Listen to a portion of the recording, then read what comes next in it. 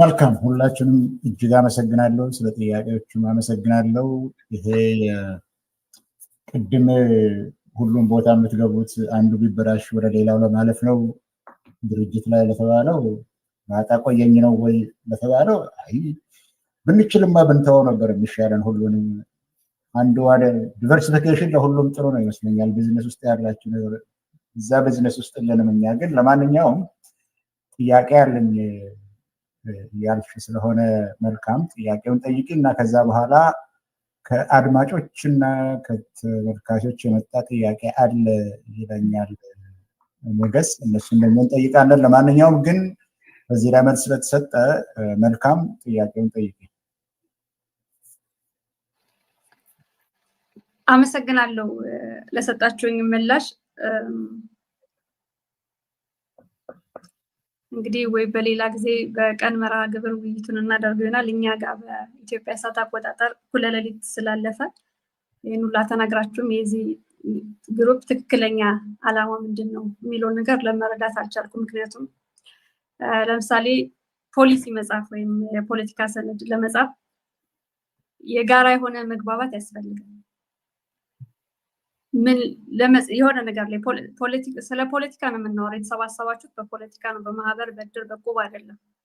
ቢያንስ አንድ የሚያስማማ ነገር ሊያስፈልጋችሁ ይችላል ወይም ደግሞ መኖር አለበት ብዬ አስባለሁ። ለምሳሌ ስለ ኢትዮጵያ ፖለቲካ ስርዓት ለመጻፍ ይባል አቶ ልደቱ የብሔር ፖለቲካ ከኢትዮጵያ ምሳሌ ነው፣ ከኢትዮጵያ መወገድ አለበት የሚል አስተሳሰብ ይኖረዋል። ፕሮፌሰር እስቄል ላይኖረው ይችላል። እና አሁን ለመጻፍ ስትነሱ ምን አስባችሁ ነው የምትጽፉት? አላማችሁ ምንድን ነው? ለመንቀሳቀስ ለውጥ ለመምጣት አላማችሁ ምንድን ነው የሚለውን ነገር በግልጽ ብትነግሩን ጥሩ ነው። በሌሎች ውይይቶች፣ ዝግጅቶች ግልጽ ይሆናል ብዬ አስባለሁ። ሌላ ግን በአጠቃላይ ሁላችሁም በተመሳሳይ መልኩ ስለመለሳችሁት ነው አስተያየት መስጠት የፈለግኩት። እኔ ብሔርተኛ ስለሆንኩ ወይም ደግሞ ብሔርተኛ ሳይሆን ብሔርተኛ ነኝ ግን ዘረኛ አይደለሁም። ግን በኢትዮጵያ ያለውን ችግር ለውጥ ለመምጣት ከተፈለገ የችግሩን ትክክለኝነት መግባባት አለብን። ቢያንስ ወደ መፍትሄ ከመሄዳችን በፊት ችግሩ ምንድን ነው የሚለውን ነገር እንደ ፖለቲከኛ ወይ እንደ ጋዜጠኛ ወይ ለኢትዮጵያ መፍትሄ አመጣለሁ ብሎ እንደተሰባሰበ ኃይል እንደተሰባሰበ አካል ቢያንስ በችግሩ ላይ መስማማት አለብን። እኔ ደግሞ ያስኩትኝ አጀንዳ የአማራ ህዝብ አጀንዳ ነው ብዬ ካሰብኩኝ የኔ ችግር ወይ የአማራን ህዝብ ችግር ይህ ስብስብ ተረድቶልኛል ወይስ ይረዳዋል? እንዴት ነው የሚረዳው ብዬ እሱን ነው ግልጽ እንድታደርጉልኝ ጥያቄን ያቀረብኩኝ እንጂ የአማራ ህዝብ ብቻ ነው ችግር እየደረሰበት አላልኩኝም። ሁሉም ደርሶበታል። ነገር ግን እንደ አማራ ህዝብ በመዋቅር ህገ መንግስት ተጽፎለት የተበደለ ህዝብ አለ ብዬ ለመቀበል ይቸግረኛል። እንደዚህ አይነት ክርክር ውስጥ አሁን መግባት አስፈላጊ ነው ብዬ አላስብም። ወደ ሌላ አጀንዳውን ስለሚወስደው ግን አብዛኞቻችሁ ሲናገሩ እኔ ለአንድ ህዝብ ያደላው ስለሆንኩ አይደለም። ባለፉት 35 ዓመታት ያያል ለዚህ የምንሰጠው መልስ እኛ አሁን የአብሮነት ቋሚ አባላት የቦርዱ አባላት ብቻ ናቸው 21 አባላት። ከዛ ውጭ ምንድነው ተባባሪ አባላት የምንላቸው ይኖራሉ። እነሱ በተለያየ ንዑስ ኮሚቴዎች ውስጥ ሰዎች ሊያስፈልጉን እዛ ውስጥ ተሳትፎ እንዲያደርጉ ነው። አንዳንድ ደግሞ መሬት ላይ የምንሰራቸው ነገሮች ሲኖሩ አንዳንድ መርሃ ግብር ካለን ያኔ የጊዜም የጉልበትም የእውቀትም ድርሻ እንዲያዋጡ የምንጠይቃቸው ተባባሪ የምንላቸው ይኖራሉ ማለት ነው። እና ያው የቦርዱ ተርም ሲያልቅ ግን ከተባባሪ አባላቶቹ ወደ ቦርድ የሚመጡ አባላት በስራ አስፈጻሚው አቅራቢነት ይመረጣሉ። እና እንደ ፓርቲ አባል የሚባል ከ21ዱ የቦርድ አባላት ውጪ የለውም። ተባባሪ አባላት ግን ይኖሩታል። የመመረጥ መብት የሌላቸው ጠቅላላ ጉባኤ የሚባልም የለንም። ቦርዱ ነው የበላይ አካል። ምክንያቱም ይሄ ከፓርቲ አደረጃጀት በጣም የተለየ ነው። ለአንድ ዓላማ የተቋቋመ ነው። ነገ ከነገ ወዲያ ያስቀመጥናቸው 4 ችግሮች ከተፈቱም ዲዞልቭ የሚደረግ አካል ነው፣ የሚቀጥል አካል አይደለም። እንደ አንድ የፖለቲካ ኃይል አይቀጥልም በኢትዮጵያ መድረክ ችግሮቹ ከተፈቱ። ስለዚህ አደረጃጀቱም በጣም ሲምፕል የሆነ ውስን የሆነ ነው እና ለምሳሌ አሁን ሰዎች ከፈለጉ ተባባሪ አባል መሆን ይችላል እና ያ ተባባሪ አባልነት ወደፊት የቦርድ አባል ምርጫ ሲካሄድ ኢንተረስቱ ያለው ሰው ብቃቱ ያለው ሰው ወደዛ ለመምጣት እድል ይሰጣል። ገንዘብ፣ ጊዜ፣ እውቀት ለማዋጣት በተለያዩ የዘርፍ ኮሚቴዎች ውስጥ ገብቶ ለመሳተፍ ከተባባሪ አባሎቻችን ነው የምንወስደው። ስለዚህ ተባባሪ አባል መሆን ይቻላል። ከዛ የተለየ አባልነት የለም። መስፈርቱ ሌላ አይደለም። ቅድም የተቀመጡትን አራቱ ጉዳዮች የመደገፍ አሁን ኢትዮጵያ ጦርነት ውስጥ ነው ያለችው። ይሄ ጦርነት እውነተኛ በሆነ ሐቀኛ በሆነ ውይይትና ድርድር መፈታት አለበት ብሎ የሚያምን ሁሉ ይችላል። አሁን በስልጣን ላይ ያለው አገዛዝ ዴሞክራቲክ አገዛዝ አይደለም፣ የግፍ አገዛዝ ነው። ይህ አገዛዝ መወገድ አለበት ብሎ የሚያምን መግባት ይችላል። የኢትዮጵያ ችግር በአንድ ፖለቲካ ፓርቲ ወይም አሁን ባለው መንግስት ብቻ ሊፈታ ይችላል። አዲስ የሽግግር ሂደት ያስፈልጋል የሚሉ መግባት ይችላል። አራተኛ ዋናው ዓላማችን ዘላቂ ሰላም ያስፈልጋል። እነዚህን ሁሉ ነገሮች አድርገን ዘላቂ የሆነ ሰላም መስፈን አለበት። ሰላም የጋራ ዓላማችን ነው፣ ግባችን ነው ብሎ የሚያምን በእነዚህ አራት ነገሮች የሚያምን ሁሉ ይገባል ማለት። ከዛ ውጪ በፌደራል አደረጃጀት፣ በብሔር አደረጃጀት፣ በኢኮኖሚ ጉዳይ፣ በማህበራዊ ጉዳይ በጣም የተለያየ አመለካከት ነው ያለን እኛ ራሳችን። አሁን መልካምም የተቸገርሽው ይሄን ሚናችንን ካለመለየት ይመስለኛል። አንድ ሰው መጥቶ የአብሮነት ኢትዮጵያ በፌደራሊዝም ጉዳይ ምንድነው አቋሙ ብሎ ቢጠይቅ መልስ የሚሰጠው የለም፣ አንሰጠው። ምክንያቱም እንደ አብሮነት በዛ ጉዳይ ላይ አቋም መያዝ ያስፈልገን። በግላችን ግን እኔን ኢንተርቪው አድርገሽ ሪዮት ወይም ሞገስ በዚህ ጉዳይ ላይ ያለ አቋም ነው ብትይ ልመልስ ይችላል።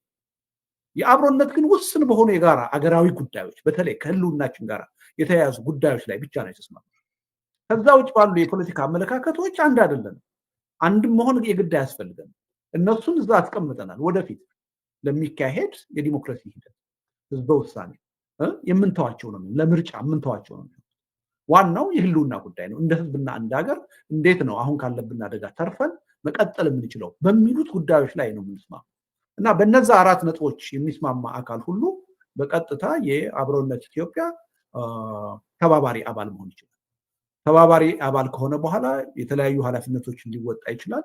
ወደፊትም የቦርድ አባልም ስራ አስፈጻሚ ሆኖ የመመረጥ እድል ይኖረዋል ማለት እና በዚህ ብናየው ጥሩ ነው እና አንዳንድ ጊዜ ይሄን ሚናችንን ለይታችሁ ብታዩ ጥሩ ነው። ማንኛውም ነገም ከነገ ወዲያ እንደ አብሮነት ኢትዮጵያ ዝርዝር የሆነ የፖለቲካ የማህበራዊ የፖሊሲ ጥያቄ ብታቀርቡልን መልስ የለንም። ምክንያቱም የፖለቲካ ፕሮግራም የለንም፣ የኢኮኖሚ ፕሮግራም የለንም፣ የማህበራዊ ፕሮግራም የለንም፣ አያስፈልገንም። እሱ ለፖለቲካ ፓርቲዎች የሚተው። እኛ የፖለቲካ ድርጅት አይደለም። እኛ የተስማማ ነው በእነዚህ አራት ጉዳዮች ላይ አብረን ነው። በተለይ ደግሞ የፖለቲካ ኃይሎች ተባብረው እንዲሰሩ ማድረግ አለበት።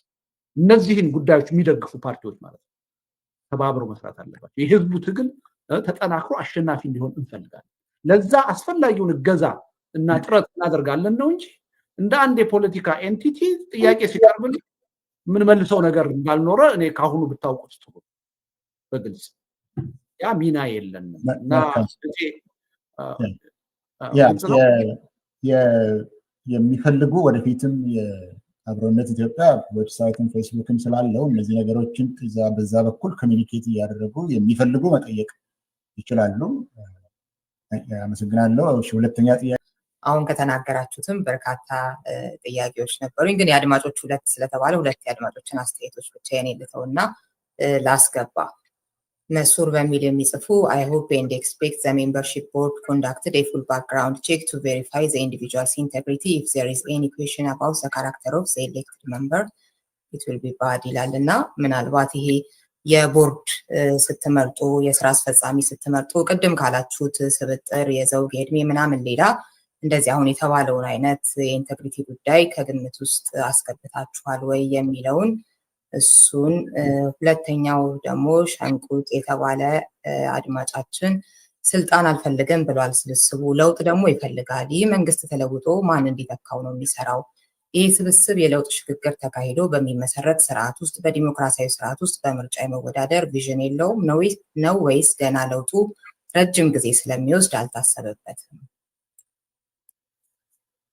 መስፈርት አለው ለተባለው ጥያቄ ልደቱ አሁን ሲዘረዝራቸው ነበር መስፈርቱን እና አሁን ዘርዝሯቸው ነበረ። እኛ የፖለቲካ ፓርቲ አይደለንም፣ ዓላማ አይደለም፣ የጎደለ ቦታ አለ። የጎደለውን ለማሟላት ነው።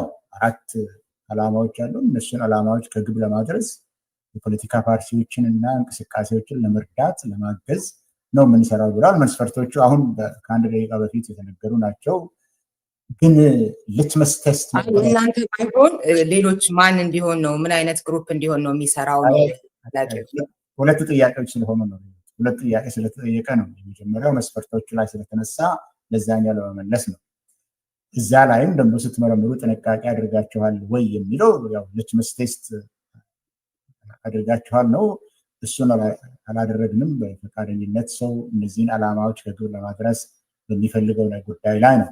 ሁለተኛው ጥያቄ እናንተ ካልሆናችሁ ማንን ወደ ቦታ ልትተኩ ፈለጋችሁ የሚለው ቅድምም ስንናገረው እንደነበረው የተደራጁ የፖለቲካ ፓርቲዎች እኮ አሉ። ታፍነው ነው ፖለቲካ ፓርቲዎች ሆነው ፕሮግራም አዘጋጅተው ምን ለማምጣት እንደሚፈልጉ ለህዝብ ተናግረው ትክክለኛ የሆነ ገለልተኛ የሆነ ነፃ የሆነ ዲሞክራሲያዊ ምርጫ ተደርጎ አሁንም ሲናገር የነበረው ምርጫ ተደርጎ ኢትዮጵያ ወደ ህዝብ ወደ መረጠ መንግስት ትሸጋገር ለሚሉት እኮ የተመረጡ ፓርቲዎች እኮ የተመዘገቡ ፓርቲዎች እኮ በብዛት አሉ። እነሱን ለማድረግ የማይችሉበት ቦታ ላይ እንምላ ነው እንጂ እኛን እንግባበት አንልም የሚለው ተደጋግሞ መልስ የተሰጠበት መሰለኝ። እነሱን ለመርዳት ነው። እነሱን ባልቻሉበት ቦታ ልንሞላላቸው ነው። ቅድም ብዙ ተደጋግሞ ተናገረ ነው። ባዶ ቦታ አይደለም እኮ ኢትዮጵያ እኮ የፖለቲካ ፓርቲዎች አሉ ስልጣን ወስደው ሀገሪቷን ማስተዳደር የሚችሉ ቦታቸው ጠቧቸው ነው እንጂ ይህንኑ ነው የምለው እኔ በበኩሌ።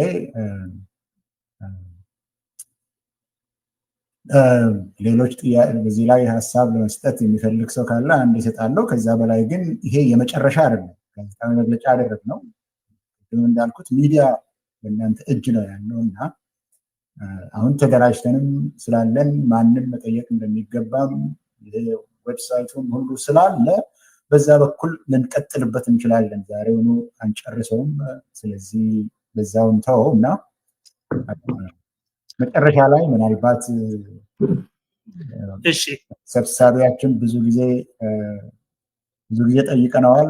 ምክትል ሰብሳቢም አለን። የተለያየ አስተሳሰብ ይዘው ሊመጡ የሚችሉ መጨረሻ ላይ የምክትል ሰብሳቢያችን እንድትናገርና እንድትዘጋ እፈልጋለሁኝ። ስለዛ ተዘጋጁ። መጨረሻ አሸናፊ የምትለውን በአንድ ደቂቃ እህቴ ሪዮት ላነሳችሁ ጥያቄ በእርግጥ እንከን የሌለን ሰዎች ስብስብ አይደለንም።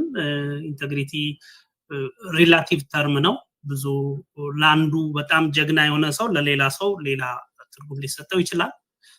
የሆነ ሆኖ ግን ዋናው እኛ የአብሮነት ያነገበው ዓላማ አለ። ያን ዓላማ ተቀብሎ ለመፈጸም ለመተግበር ዝግጁ የሆነ ሰው